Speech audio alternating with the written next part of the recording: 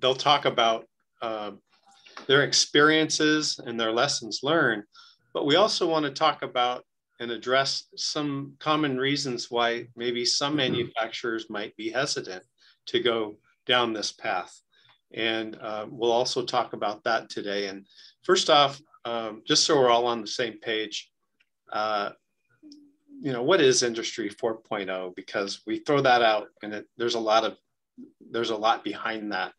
Really, when I look up Industry 4.0 in Wikipedia and other sources, it's Industry 4.0 is driven by the convergence of new technologies for improved operational performance and visibility, including the following. We've got Internet of Things, and with the widespread use of sensors, big data and analytics, artificial intelligence and machine learning, low power wide area networks for machine to machine and Internet of Things network communication. The convergence between our traditional IT and operations technology as well. So talking to the machines with the global information system. Touch and voice interfaces, augmented reality systems, advanced robotics, and additive manufacturing. So a lot of new technologies out there and being used in manufacturing today. We've got the panel today. By the way, I'm Dan Kocer, Kocer Consulting and Engineering. We've got Todd Dunnington that is here with us today, the CEO at Skills. Ben Marsh, President of Scout Systems. We've got Rich Rogers, CEO of Xemelgo. And we have Dirk Becker, who's the continuous improvement leader at Safeboat. So great group to share ideas with, I think. And I'm going to have each one of you kind of tell a little bit about yourself and experience in your company. Todd, you want to kick it off? You bet. Thanks, Dan. Again, so I'm Todd, and I'm the CEO of Skills Incorporated, which is located in Auburn, Washington. And we are a 58-year-old manufacturing company organized as a 501c3 nonprofit. So we have a social mission providing an integrated work environment for persons with and without disabilities. So an integrated approach to serving persons with disabilities, where we're trying to remove the stigma that's associated with disability. As a manufacturing company, we have 250 employees. We're one of the largest Boeing suppliers in the state. And prior to the pandemic, we had 550 employees. So we were considerably larger. It's about 200,000 square feet of manufacturing and chemical processing facilities. So principally two lines of business: manufacturing, which most people know about in terms of machining and sheet metal fabrication and assembly. But the line of business that I'm going to talk about today is our special processing division, which is chemical processing, anodizing, and painting, non-destructive testing, and shot peening. Excellent. Ben. Hello, my name is Ben Marsh. Hopefully there's not too much noise in the background over here.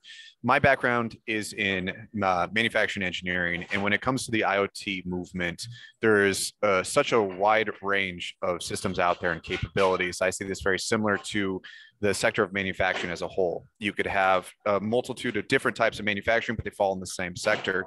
What Scout Systems does is we were trying to find a simple path to digitalization, helping manufacturers bridge the gap from the old analog ways to the modern way without implementing in a significant amount of resources to get a company launched. So my expertise in this is I come from a very technical background. So I'm very hands-on as the CEO and president of Scout. And so today I'm looking forward to being able to talk about these challenges, real life examples from small startup manufacturers to also international ones as well. Thank you, Ben. Dirk? There we go. Good afternoon. My name is Dirk Becker. I work for Safe Boats International out in Bremerton. We manufacture boats, aluminum boats. And those boats, the customers that we serve are the Navy, the Marines, the Air Force, and then also federal agencies. You've heard of the Department of Homeland Security, Department of Defense, Customs and Border Patrol. And then also we go into the States, and then also internationally. We service about 50 countries around the world, providing them with small military boats, patrol boats, those kinds of things. So I've been here a little over 18 months. My background also comes from manufacturing engineering, but I've also had the pleasure of running an IT department. And then throughout that time, really developing a lean expertise, which is the role that I currently have here, is trying to bring or introduce lean methods. They've been on the lean journey here for quite some time, but just continuing to push that journey. And then also trying to integrate some more of the technology issues that are trying to find that sweet spot between operations, lean operations, and then IT. I see that there is a sweet spot there, or instead of IT, IoT. Trying to find that sweet spot within the company. Okay, great. And Rich? Hey guys, good morning. Rich Rogers. I'm the co-founder of Xemelgo. I'm also a CAMPS board member. In fact, Xemelgo was sort of born in CAMPS, right? We had our very first conference probably just around 3 years ago, and instantly started engaging with a number of the CAMPS members, such as GM Nameplate, Key Compounding Pharmacy, Orion Industries, Skills Inc., even with Todd and his team, and most recently with Northwest LED.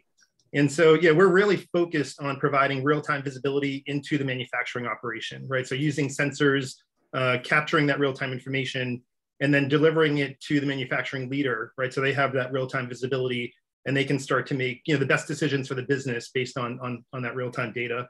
And so again, yeah, we're super happy to be part of this conversation. Very excited for it. Thank you. Well, thanks, Rich. Yeah, what a great panel. I believe everybody here is involved in the innovation group too, through CAMPS, which is pretty active in this subject matter. And so, the whole theme here is Industry 4.0 applied. And so what I'd like to do, what we're going to do is just talk about some of our experiences that we've had with real life experiences with implementing. And by the way, this is supposed to be interactive. So I'm watching the chat, and if anybody has any questions, feel free to just put it out there on the chat, and I will immediately ask those questions to the group. And so I wanted to start with you, Todd, and some of the work you've done recently and over the past 2 years that involves some of this technology and the Internet of Things. And maybe you can share your experience and how you implemented and the process of implementing Industry 4.0 technology. You bet. So thank you. I think one of the main messages I want to get across today, I'm coming from a CEO perspective, and I've got specialists out on the shop floor in IT and in these specific subject matters. And so when I think about Industry 4.0, my first reaction is, oh, this is something totally different, something totally new. I got to learn about this, and it's a revolution. And really, my message today is, I don't think it's a revolution; it's just an evolution. Yeah. And for 50 plus years, we've been collecting data at Skills in a very heavily regulated, industry. And what Industry 4.0 and the arrival of sensors, and I'm really focused on this IoT, we've been able to now evolve and collect data and capture it and store it in ways that are good for compliance. So in a heavily regulated industry, you have lots of compliance requirements. You've got to show that data to internal and external auditors. So I picked special processing division of Skills, where there's way more data collected than in our manufacturing division. Lots and lots of variable data, because we have paint booths, we have curing ovens, we have chemical processing tanks, and all of them have to operate within certain specifications. And we have to demonstrate that everyone's product that we process for outside companies fit within those specifications, and that we can document with evidence. So we really benefited from the introduction of sensors to measure temperature, humidity, and we found ways. I think what's revolutionary is we're finding ways to now import that into a control chart, and it's automated. And when something goes out of spec, right, things do go out of spec. Everyone should know that. We hear about it and we can deal with it immediately. It's not 2 weeks later, someone checks a temperature gauge and goes, uh-oh, we got a problem. No, that temperature gauge is attached to some type of alarm system. And within an hour, the plant manager and our QA personnel and our maintenance team is addressing a out of spec condition. And then we are able to figure out if we have any non-compliant parts and address the situation immediately. So it's really compliance and error proofing, helping the factory perform at its highest level. So that's one message today. And how did you come up with the idea to put these sensors in and to track and monitor? Well, the sensors, there's lots of vendors that are talking about ways to collect information. It's not a new industry, but what's new is ways to use it in a management system. With Rich's organization, Xemelgo, right, in our manufacturing division, we use the RFID sensors to track certain assets, and that's been very successful. When we invested 2.5 years ago in a new chemical processing line, we thought, aha, that's the opportunity to really build in the infrastructure for temperature gauges and so forth in our processing lines. And it's really, and tell me if I'm going too far into this, Dan, but anodized operators in the past used to have a stopwatch around their neck. Today, we have a large monitor on the wall, and it's tracking the time a load is in an anodized tank. And they're managing multiple loads in these 20 plus different tanks. And it's just another way, a visual way, and an auditory way to help them never miss a step. And now even there's a voice that comes on with the speaker. It says, your load is ready to be removed. They should know that. But if for some reason they're having a senior moment, or they have forgotten or gotten distracted, there's just another way to remind them of what to do. So it's a form of error proofing. It's a form of lean manufacturing. Very nice. And can you tell me a little bit about the implementation process and maybe some of the challenges and lessons learned? I think one of the lessons learned is that you got to involve everybody. As CEO, I see it as my job to help us move in this direction and make sure that there are resources, that people are focused on this topic, that there's money in the budget for it, and that we are, attending conferences, that we're reading everything we can. We're inviting people, like Ben and Rich have come into our factory and given us suggestions on what we could do, because you don't know what you don't know. And so you've got to constantly be tracking the environment, on the edges of the environment and who's doing what. And then find that kind of unique application for your own situation, because we're not going to do everything. And even, artificial intelligence, that term scares me. I have no interest in artificial intelligence, but that's just because I don't know what I don't know. Yeah, you might already be using it and you don't know it, right? But maybe. But I know what a sensor is, and I know sensors are good, and they're really practical. So in a chemical processing business, the tanks, the liquid in the tank evaporates because many of them are heated, right? So an operator has to put a hose in the tank and fill it back up. But it takes a couple hours to put 1,000 gallons of water in that tank. So they walk away. Well, what happens? The tank overflows and that excess liquid goes into the chemical berm. So now we have sensors in our berm that set off the alarm if any water approaches that sensor. And those sensors are bought by homeowners, right? They're in people's basements in Seattle. So it's really simple technology. Yeah. And it can be very inexpensive.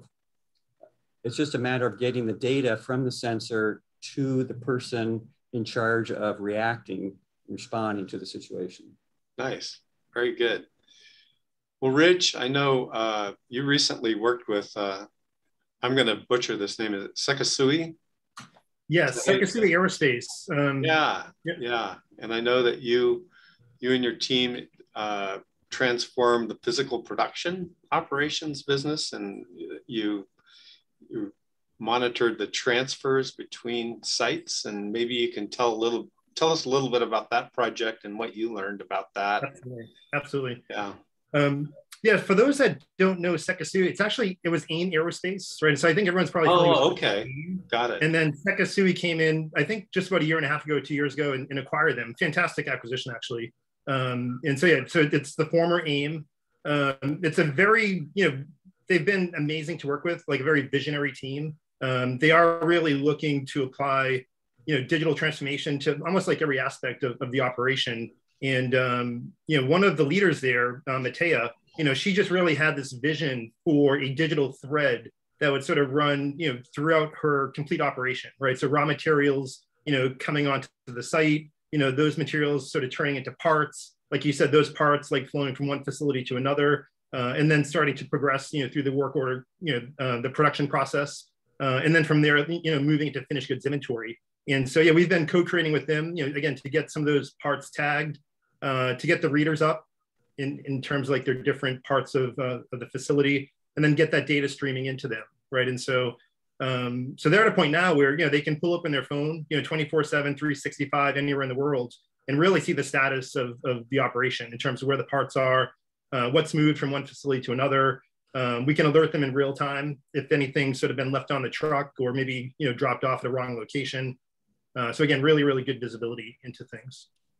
And my understanding too, from looking at what you did, is that they can also monitor their performance of how long things stay in one spot. Absolutely. How does that help their operation? Tell me a little bit about those benefits. Right. So I think, when we talk about like Xemelgo, sometimes it's like adding like an extra set of eyeballs, to the production process, right? And so Xemelgo and the RFID technology, we're just constantly watching everything, and you can set thresholds, right? So if there is a work order that's been sitting in one department for too long, you can get an alert on your phone, right? That this might be a hot order that's sort of stalled. If something's been misrouted or dropped off at like the wrong like work cell, again, you can get an alert for that, right? And so, so this is helping them to really sort of get ahead of issues before they become like big challenges for them. Again, just that real-time visibility is a huge help for them. And how did the idea of doing this evolve and come about at the beginning? Yeah, I mean, I think people, for me, I think that the mobile phone has really triggered, a lot of vision, for manufacturers, right? And we've heard over and over, I can do this with DoorDash, I can do this with Uber, I can do this with my iPhone. Like, why can't I do those things like on my factory floor, right? And so I think, as you know, like our approach has always been co-creation. And so we love it, when there's a visionary, manufacturing leader that comes to us with almost like a near impossible, type problem to solve. And then we work together, sort of like bring their vision to life. And so again, in this case, it was really, again, this woman, Matea, from Sekisui Aerospace, that just had this amazing vision. Again, we worked with her to sort of, again, bring that to life for them. Very good. And how long did that take to implement? That's a great question. So I want to say like our very first deliverable, because they actually have, and I don't want to go too much into what they're doing, but they have a 5-year vision for a paperless factory, right? And it's very, very ambitious. And again, they're just going to keep pushing us, really, really hard. And so again, I think this phase 1 or phase, sort of 0 took roughly 6 to 9 months. And again, some of that is the brainstorming and sort of the requirements analysis and coming up with the functional specifications. Also, showing them like what the user experience would look like and sort of getting their feedback and incorporating that. It's doing a whole bunch of testing in terms of finding the right tags, for their aircraft components, right? Because as you'd expect, some of those parts will go into the ovens, right, and get cured as part of that production process. And we needed to do that testing with them to find the tags that could withstand, 300 degrees Fahrenheit and still be sort of functional and operational, coming out of those ovens. Again, I would say the first deployment was roughly 6 to 9 months. Okay. So what was the most challenging part or aspect of the implementation when you look at everything? Wow, that's a great question. I mean, honestly, the technology is becoming very easy to deploy. And so remarkably, when we actually did the physical installation of the sensor technology, it was really just half a day. And I think even Sekisui was shocked. I think they were thinking it was going to be like a week-long sort of rollout. And I think it was, there's probably, half a day or three quarters of a day, to get the readers deployed. Our software runs in the cloud, right? So get those readers deployed, get them connected, to our software in the cloud, download the app on their phone, start tagging those pieces and sort of like off they go pretty quickly. Anyway, some of the real work is, as you'd expect, like integrating with their existing business systems, right? And so I think that they were in the process of upgrading their ERP system, right? And so we had to allow that to progress, to get to a certain place where it would then make sense for us to do that integration, right? And so that's one thing about Xemelgo. We can be the app on your phone, or we can be completely invisible, right? And so if the customer loves their ERP system, we can push that data right into the ERP, where they can then consume it, just like any other data in the ERP system. Of course, we have other customers that might have a 10 or 15 or 20-year-old ERP, and they really love, basically the mobile app experience, right? And so it's great that we can work in sort of both instances there. But anyways, the biggest challenge, and I think everyone gets it, is really integrating with the existing systems that are in place already, especially if they're older. I've always found too that on the implementation side, when the technology, it seems like 80% of the work is with the people and getting the people trained and into the new processes. And like you said, the technology is something and is more predictable. Right. I think we're starting to see, because I agree with you, but we are starting to see the workforce, really sort of like get excited about these solutions, right? I think they are finally starting to get excited, especially if it's a very simple, intuitive solution and not like a complex solution. I think in the past, you almost needed like a PhD to operate some of the ERP systems. And again, now I think the apps are becoming much easier for them, so that they've opened up and become a lot more excited about the technology. Yeah, well, very good. Thank you. Absolutely. And so Ben, can you tell us about one of your experiences of implementing this type of technology or some of these technologies? Thanks. Absolutely. So a common topic that has been addressed right here is the sensors, and it's a great piece of IoT. And something that's unique about Scout is that we recognize that there's a lot of equipment that exists that is older. We have customers that have machinery that's 60 plus years old. None of these things some of them don't even have PLCs. They're all drive-by-wire. So when you're looking into how do I get my equipment to be modernized, you have a very expensive option of buying a brand new piece of machinery, or you have to invest a lot of time and energy into figuring out how do we buy which sensor, what do we do with this sensor, how do we build our own system, and then how do we interact it with our other platforms. Behind me, there's a little graphic where you see Scout. That is what we would call a tracker. It's a common term would be like an edge device. And what this thing can do is it bolts into existing machinery and it just takes power. So if a motor is turning on, or if a door is being opened, or if a drill is turning, those kinds of things are already be done by the machinery. And essentially what our system will do is it just listens to the fact that there's energy being applied. So there is no need for an additional sensor. It is just a bolt-on application. The other thing that we realized was an enormous sensor are the people that you have on your production floor.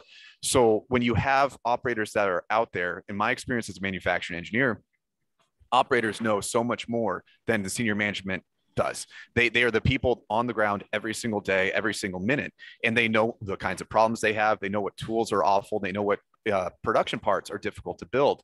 And so one of the things that we realized was an enormous opportunity is most manufacturers like to pursue in lean a standard operating procedure. It's great for ISO, it's great for quality, and it's just where you need to go.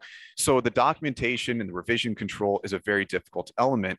And so like what Rich said, you need to have apps that are future facing to the next generation that are entering.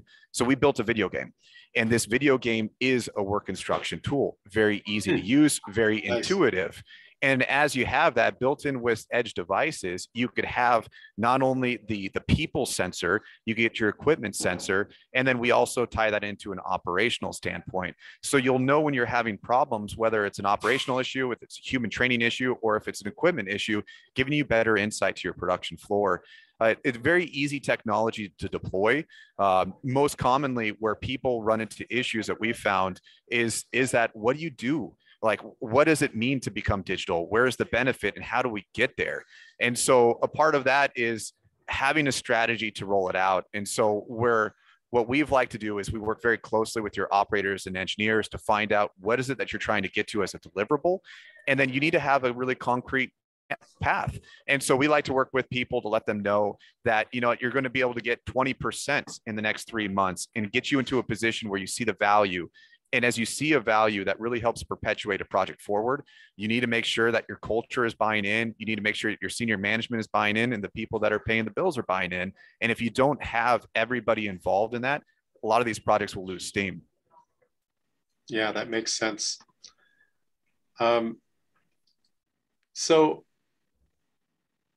does the audience have any questions? I'm looking at the chat right now. I'd like to open it up for any questions here on some of the projects. And let's put it this way. Can somebody send me a message to see if the chat is working? Because I have nothing right now. I will send one. I do think we need to, I'd like to hear there from- it goes. I got one from Rich. Yeah. I'd also like to hear from Dirk, because I think the stuff going on at Safe Boats is super interesting. Yeah. Well, Dirk, so Dirk, I've got a question for you.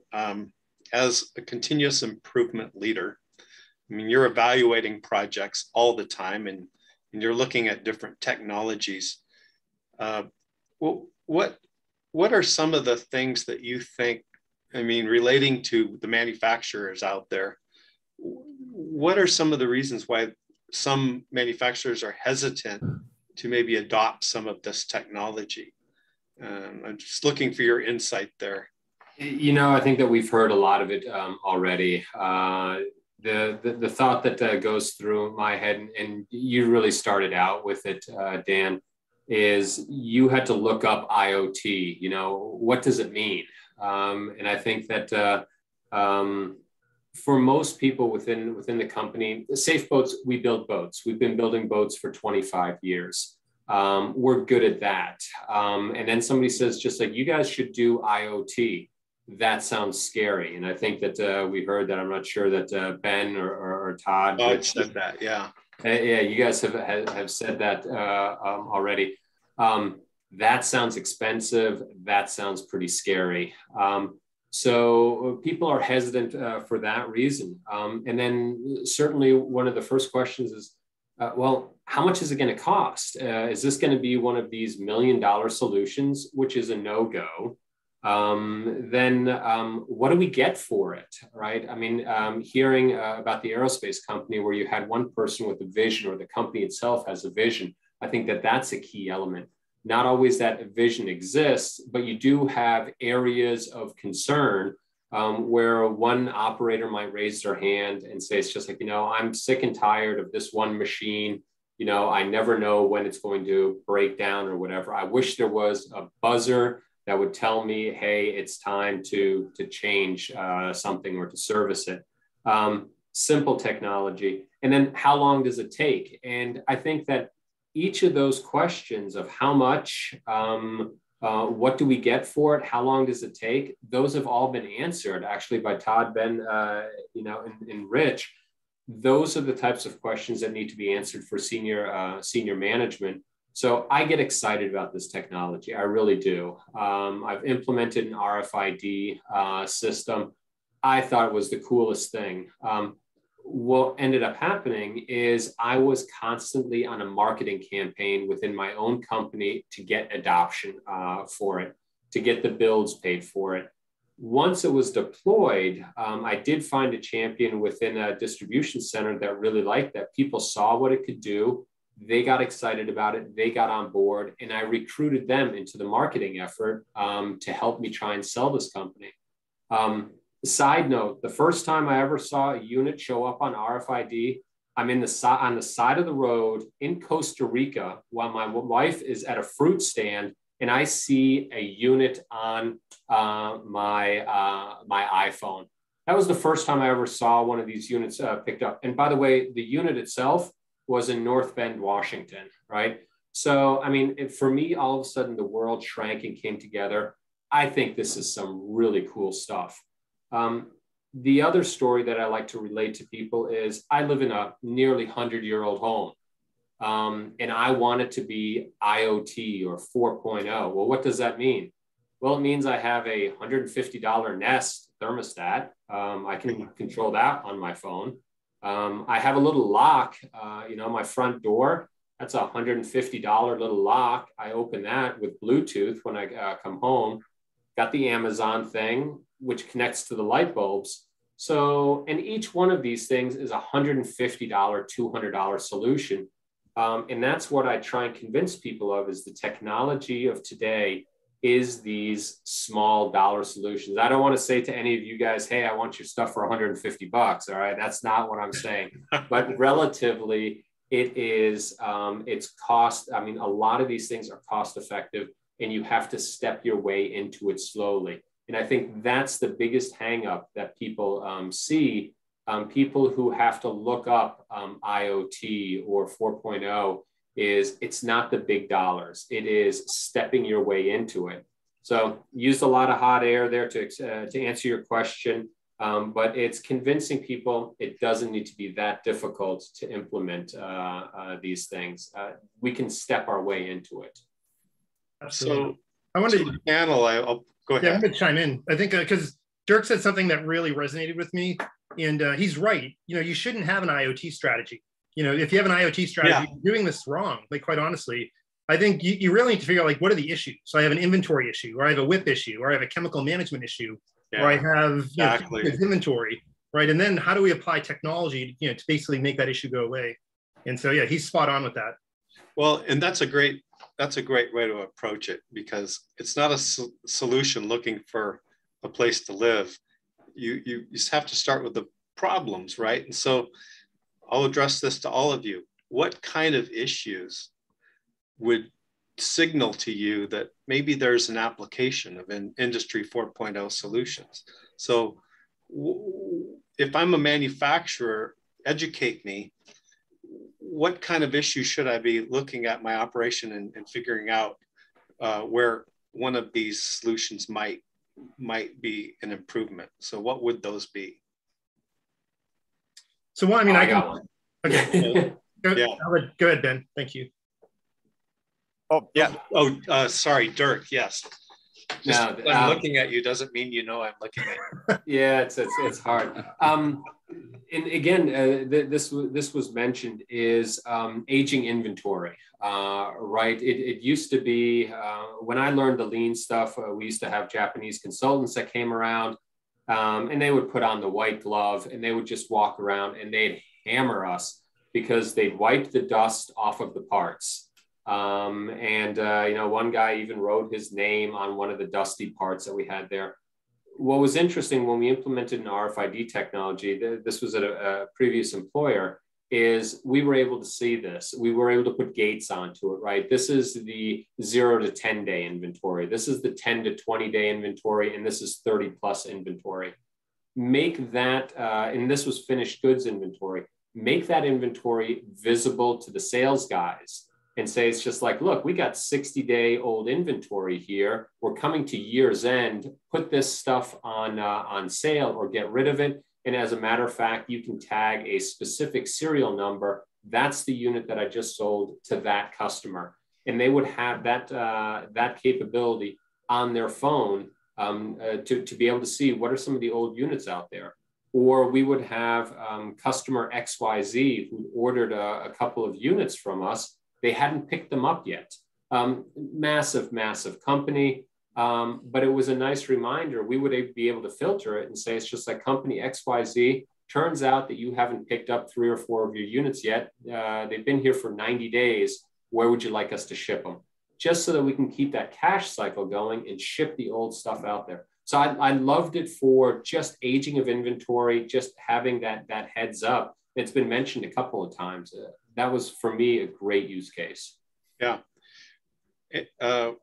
Yeah, Ben. Yeah, so what I was throwing out there too is if you have equipment that's a bottleneck, if you have a labor shortage, or if you have quality problems, those are also enormous opportunities where IoT can become a major component in it. We had a customer that had 6 plasma machines, and that was their bottleneck. Those things were just being used around the clock. They could never get enough product through it. By utilizing a system like ours, they were able to start to line balance their load throughout their production schedule. And we came back 3 months later, and they were only utilizing 5 of those plasmas, and they were yielding more production parts. Just because they were able to find so many more problems that they had in their facility that they did not know they had, they were able to get better utilization of that equipment. For people that have the labor issues, by having intricate labor tracking within a production order, not just macro data that shows you this is the start and stop time, they were able to find out where does there massive fluctuations in their work. They were able to pinpoint locations to implement better tools, fixtures, and be able to cut down those errors that the operators were having. So there's so many different opportunities where I think that the historical ways of doing it, you're blind to a lot more about your facility. And when IoT gives you that insight, you're going to be able to make far better decisions as a business leader. And it's going to be able to help increase your quality and your efficiencies as a plant as a whole. You know, one thing I've noticed, and we've got 3 ag and food production clients right now, that they've moved forward with AI quite in the inspection side. Chill chain is a really important thing in food production and distribution.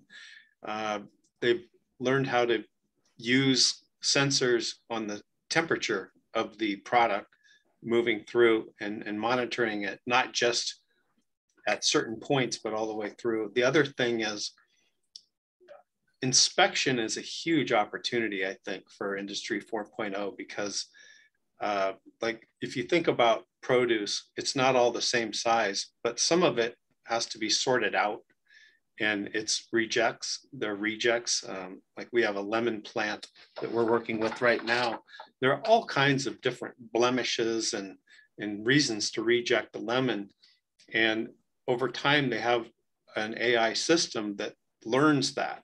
And you tell it, no, this is a reject, and then it remembers, and then it learns as it goes to sort out the grades of the product. But that could be done in manufacturing as well. And you know, visual looking at something to determine whether or not the packaging or the product is sufficient is probably I would think going to be obsolete in the future, because I think optical systems do a better job. But that's my opinion. Absolutely.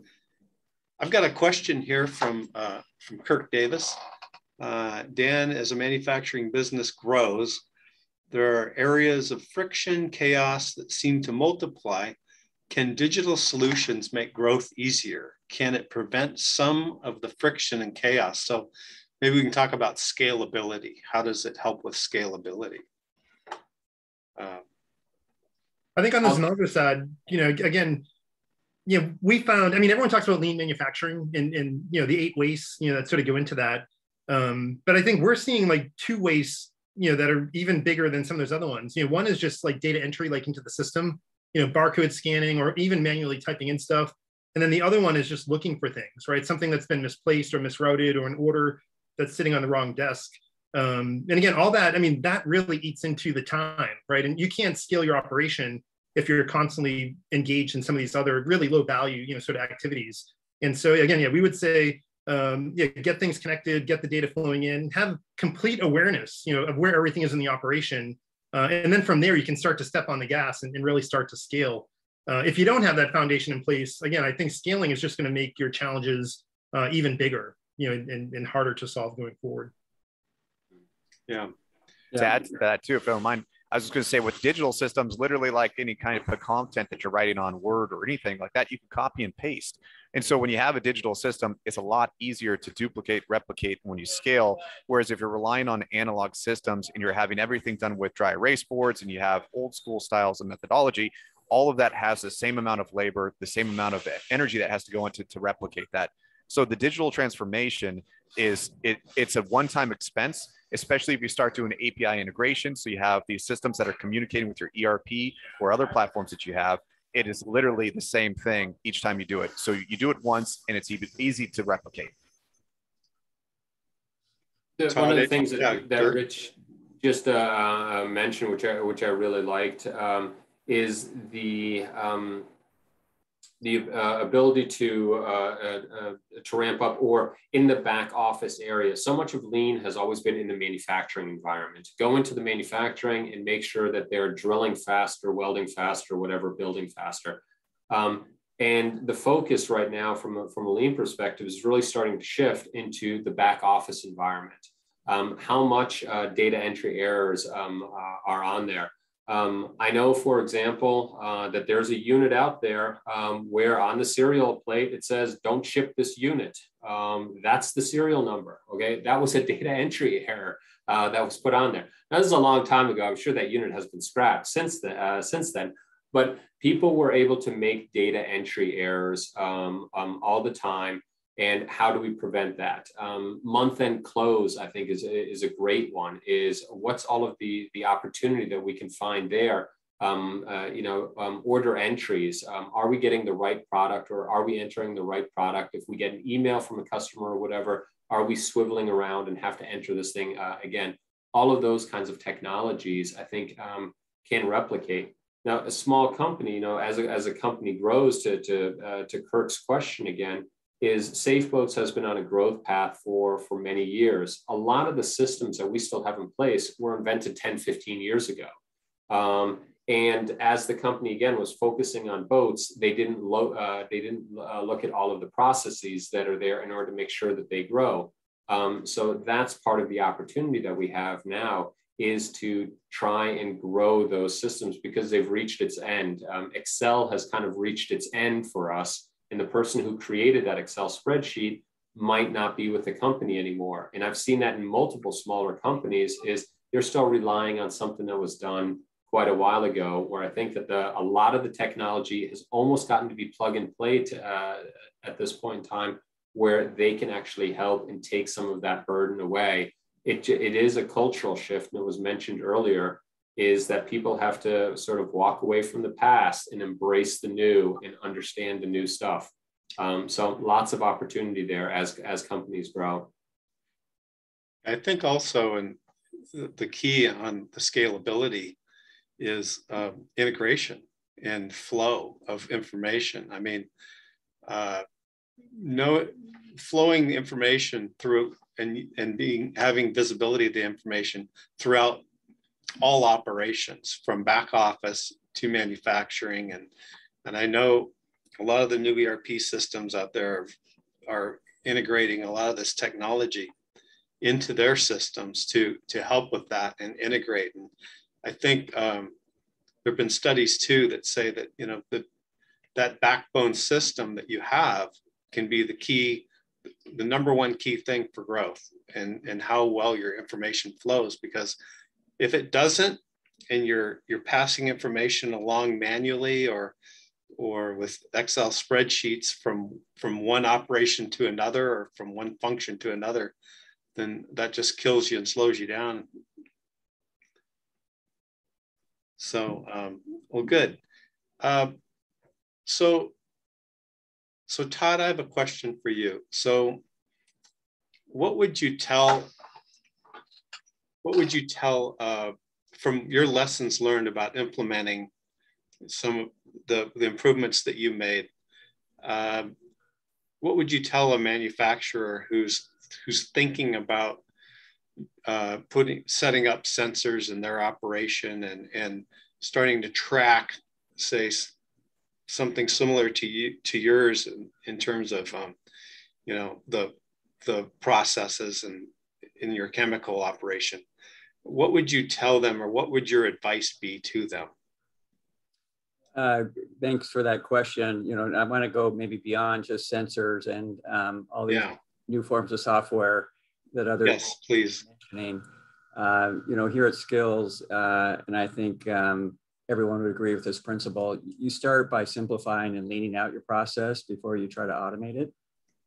You know, you got to do some conceptual hard work before you bring the technology in, or you're just buying technology to manage complexity and it fails. And so some hard decisions have to be made about what you do and don't do, and how you're going to categorize things and what's in and what's out. You know, then all of a sudden the decisions around technology got a lot easier.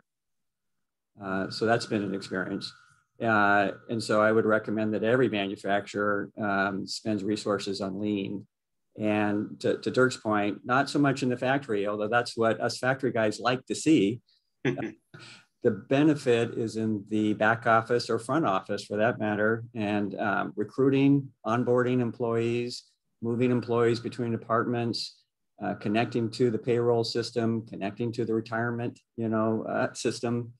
All those things take resources, and they're invisible to most manufacturers, but they suck a lot of resources.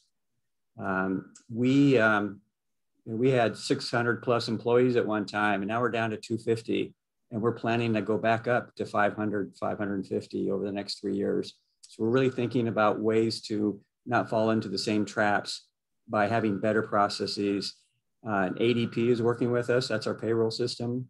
Fidelity, our 401k administrator, is working with us. They're all interested in streamlining and integrating processes. So it's a rich, ripe area to look into. And another question for you, Todd, from Kirk Davis. From your experiences, how is digital technology affecting the culture of manufacturing in your business? So I would just turn the question around. We start with culture. We don't start with technology. And Rich and others, Ben, and we've talked about this whole topic. You've got to start with culture, and you've got to start with, this is going to improve your work life. This is going to make things safer. This is going to make things easier. This is going to help you from creating nonconformances. This is a total win-win when you bring in technology. It's not, oh, now you got to learn programming. Now you got to learn something that you don't want to learn. No, it makes your job easier and safer. So creating a culture, and here at Skills, we just call it a culture of shared success. My job is to make sure you're successful. Your job is to make sure I'm safe and successful. And then that drives the improvement process. Okay, well, very good. So Kirk, you're out there. Did you want to have a closing on the conference? So jump in anytime you want to. I know.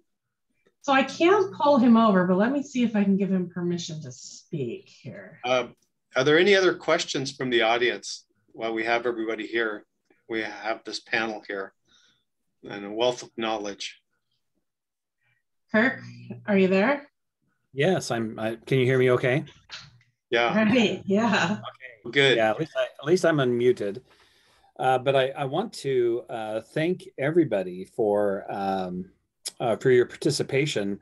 And I don't know, Dan, was there any other items you wanted to cover just before we do a final close?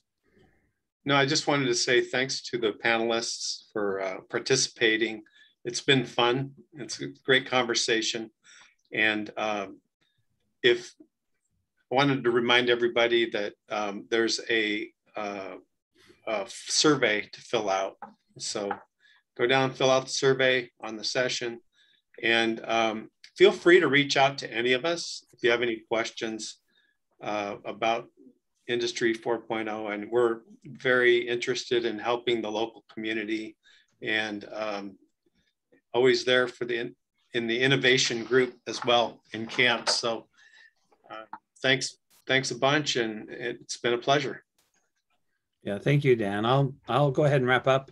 You can see my name at least, but I appreciate the ideas that I've learned throughout the entire day, and the opportunity for participation and connections, visiting the exhibitor booths. And Stacy, correct me if I'm wrong, but I believe that this Whova app is available for, is it 6 months? After for 3 months. Yeah. So this app will be available for you to revisit. If there's somebody you wanted to connect with, you can come back to this for 3 months and take advantage. And so we talked about multiple journeys today, digital journeys, lean journeys, culture journeys, if you will. But I can tell there's a lot of thinking ahead, and there's a lot of planning, and there's a lot of opportunity as we move ahead. And I think we heard from our first speaker, Joseph Song, about the idea that the economy, the demand from the economy, is going to continue to push us forward. So there is opportunities. And another one of the speakers said that any shop can become a world-class #1 shop in the entire universe. We all have that same opportunity. So the ideas that we have experienced here today, we could take with us. And I'm so impressed when I go to a shop and I see something that I've seen somewhere else, and they'll say, yeah, I learned that from one of our camps events, or I've learned that from one of our members at camps. And so there is opportunities to learn from each other.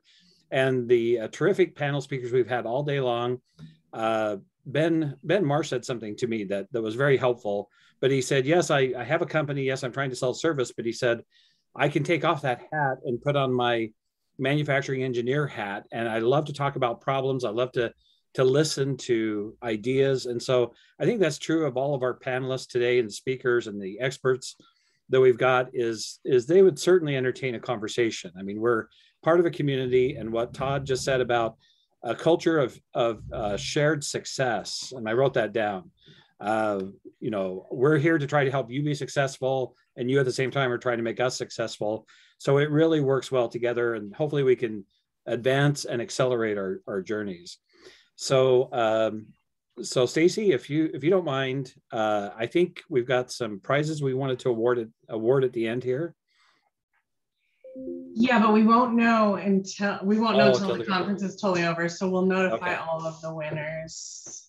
Okay. After the conference. So those who were highly participated with the passports, visiting the exhibitors, and you can see the leaderboard and who had the most points. So we'll have some awards for the most active and participative. So thank you for that. And I just want to wish all of you a great day. We've got a speed networking event coming up here at 1:10, and so a chance to connect one last time. So Stacy, was there anything else? I don't think so. We will be sending out an entire conference feedback. That'll come in the mail if you guys are in your emails. If you can fill that out and send it back, just to let us know how this online virtual conference went for everybody. I know we had some glitches, but moving forward, we don't know if we have to use this platform again or not. So any feedback will help. Yeah, and we look forward to making the future better together. So thank you for being here today, and enjoy the rest of your day. Yeah, speed networking will start just in about 10 minutes, I think. Yeah. Okay. Okay, thank you. Thank you all. Thank you. Thank you. Bye-bye. Bye-bye.